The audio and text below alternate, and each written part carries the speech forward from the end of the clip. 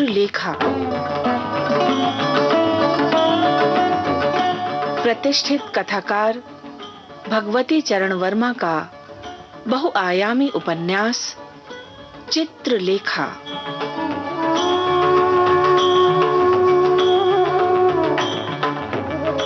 पाप और पुण्य के परिभाषा सागर में चिंतन का मंथन चित्रलेखा।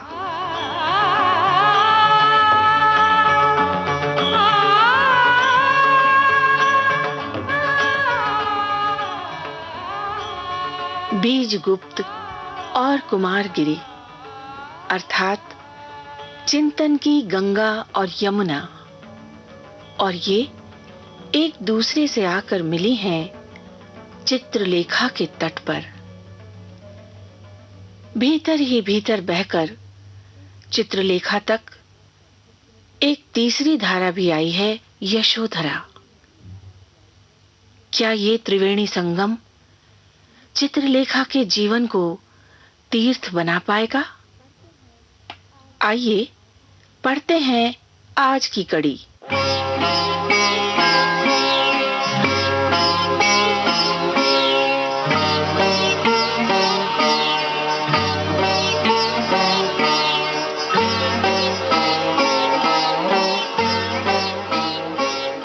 चित्रलेखा ने अपने जीवन में न जाने कितनी बार प्रेम की व्याख्या की थी, और प्रत्येक बार उसने अनुभव किया था कि उसका पिछला निर्णय गलत था। सबसे प्रथम प्रेम चित्रलेखा के लिए ईश्वरीय था।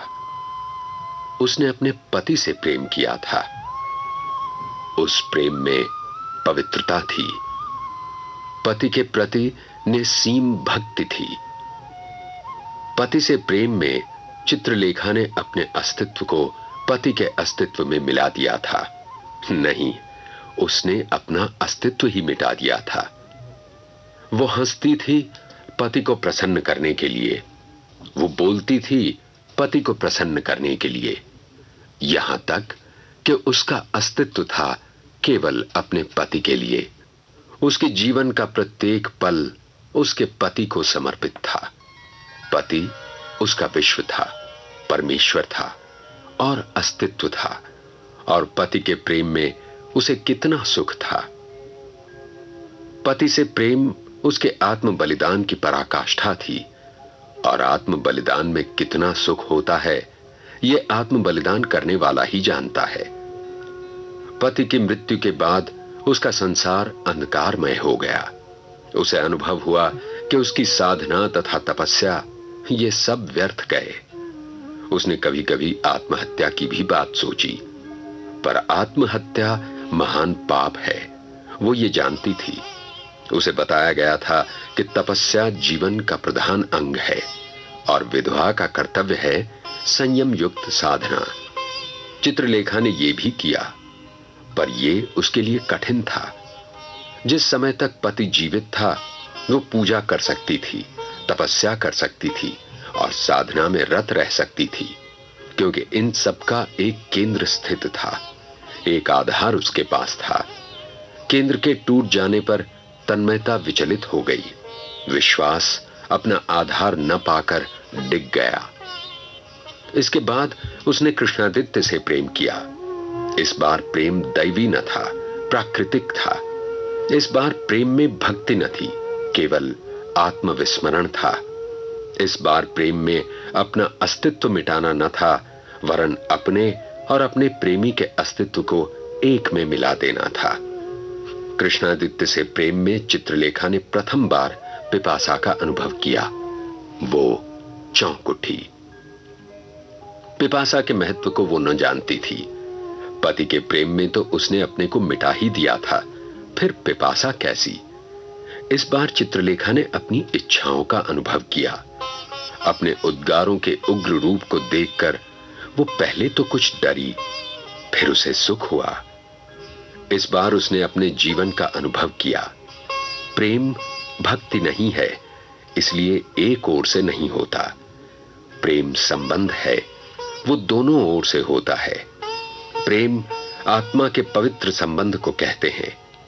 प्रेम में कंपन होता है, पिपासा होती है, आत्मविस्मरण होता है, वहां तृप्ति का कोई स्थान नहीं। प्रेम में आत्म बलिदान होता है, पर वो एक ओर से नहीं, दोनों ओर से। कृष्णादित्य भी चला गया। इस बार चित्रलेखा ने देखा कि प्रेम अमर नहीं है।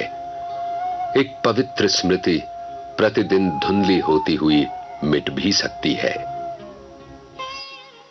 बीजगुप्त चित्रलेखा के जीवन में आया। इस बार चित्रलेखा ने प्रेम में केवल पिपासा और कभी कभी आत्मविस्मरण का अनुभव किया, आत्म बलिदान का नहीं। इस बार उसने प्रेम की मादकता को देखा।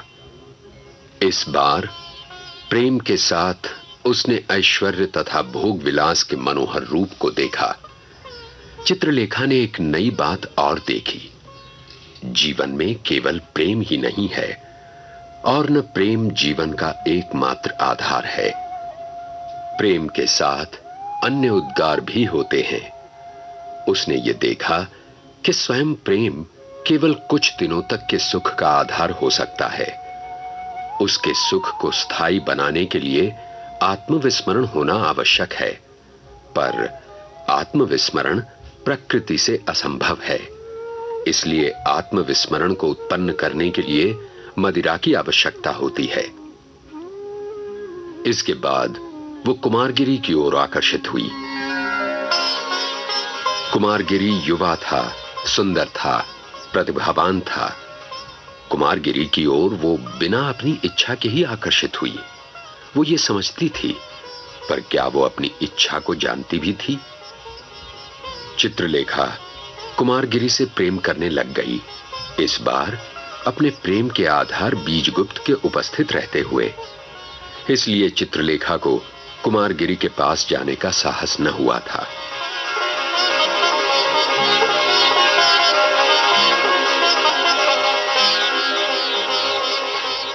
पर मृत्युंजय के भवन के उत्सव की बात ने उसे साहस दिया। साहस के साथ उसकी मनुष्यता को धोखा देने का एक बहाना भी दिया।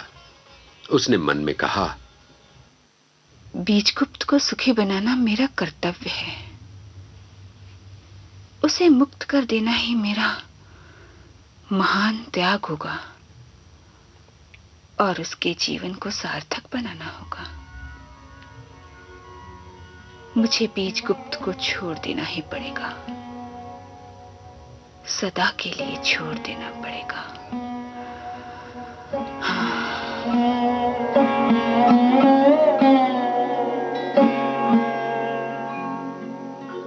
उस रात चित्रलेखा सो नहीं सकी। वो इन्हीं बातों पर विचार करती रही। प्रातःकाल उसकी आंख लग गई। वो देर से सोकर उठी।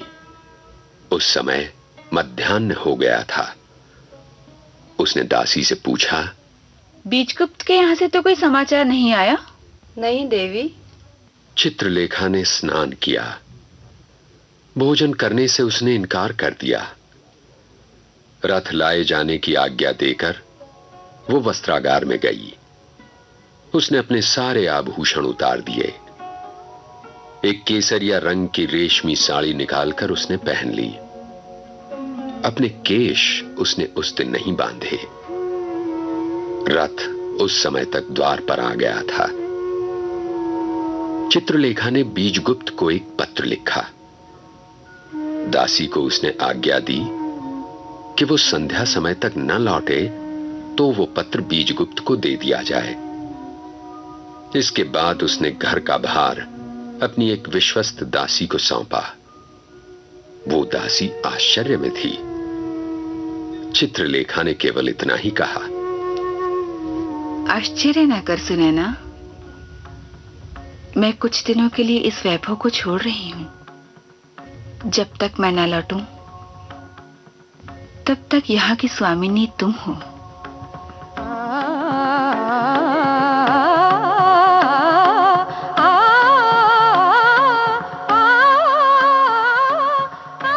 रथ पर बैठकर उसने कुमारगिरी की कुटी को प्रस्थान किया। राजमार्ग पर रथ छोड़कर चित्रलेखा ने रथवान से कहा, यहीं ठहरो, यदि दोपहर तक मैं ना लौटूं तो तुम रथ ले जाना, फिर मेरी प्रतीक्षा ना करना।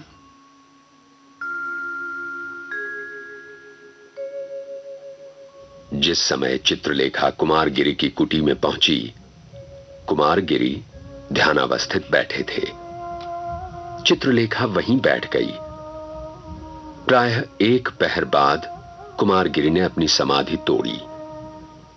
उसने आंखें खोली तो देखा चित्रलेखा सामने बैठी हुई थी। चित्रलेखा के नेत्र बंद थे।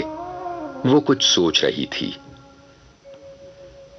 उसके शरीर पर केवल एक वस्त्र था। कुमारगिरी ने अभी तक चित्रलेखा का उतावला तथा ऐश्वर्य में उन्मत्त सौंदर्य ही देखा था। इस बार उसने शांत और तेज से भरी हुई चित्रलेखा को देखा। चित्रलेखा के पीले तथा कृश मुख पर शांति की आभा ने उसकी लोलुपता को ढक लिया था। मंत्रमुग्ध सा कुमारगिरी चित्रलेखा की सुंदरता को निरख रहा था। कुमारगिरी ने धीरे से कहा, नर्तकी, गुरुदेव की समाधि समाप्त हो गई? हां, पर नर्तकी चित्रलेखा, तुम यहां किस लिए आई? गुरुदेव से दीक्षा लेने।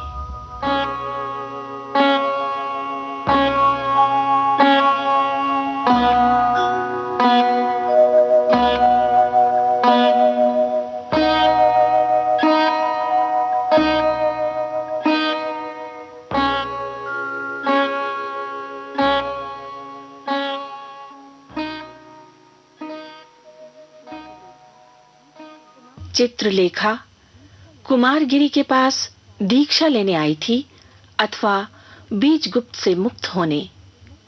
और क्या मुक्ति के इस मार्ग में एक नया बंधन उसकी प्रतीक्षा नहीं कर रहा था? अपनी इस जिज्ञासा के साथ अब हम प्रतीक्षा करेंगे अगली कड़ी के पठन की। आज की कड़ी में योगी कुमारगिरी थे सुधीर पांडे और चित्रलेखा दिशी दुग्गल। उपन्यास चित्रलेखा के सूत्रधार हैं हरीश भीमाणी।